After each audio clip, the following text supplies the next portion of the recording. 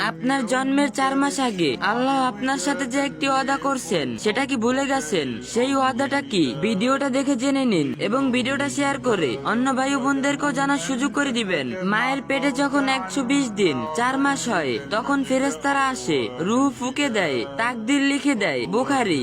ঠিক এই সময় আল্লাহ আপনার কাছ থেকে আরো একটা ওয়াদা নিয়েছেন।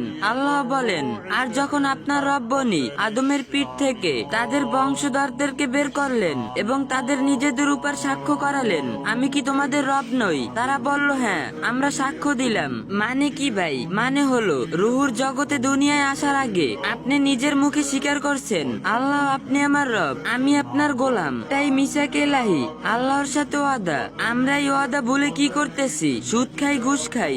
আল্লাহ বলেন, শুধু আমার ইবাদত করো। আমরা করি, ফজরে ঘুমাই, রাত 2টা পর্যন্ত মোবাইল। আল্লাহ বলেন, আমাকে ভুলো না। আমরা কি করি? দুনিয়ার টেনশনে আল্লাহ কি ভুলে গেলাম? সেই 4 মাসের বাচ্চা ফেরেশতার সামনে যে জোরে হ্যাঁ আপনি আমার রব বলেছিল, আর সেই আমি নামাজে দাঁড়াই না। ভাই, কলিজা ছিঁড়ে যাওয়ার কথা। কিয়ামতের দিন আল্লাহ বলবেন, বান্দা মনে আছে পেটে থাকতে ওয়াদা করেছিল? আমরা কি বলবো? আল্লাহ ভুলে গেছিলাম। এই অজুহাত চলবে না ভাই।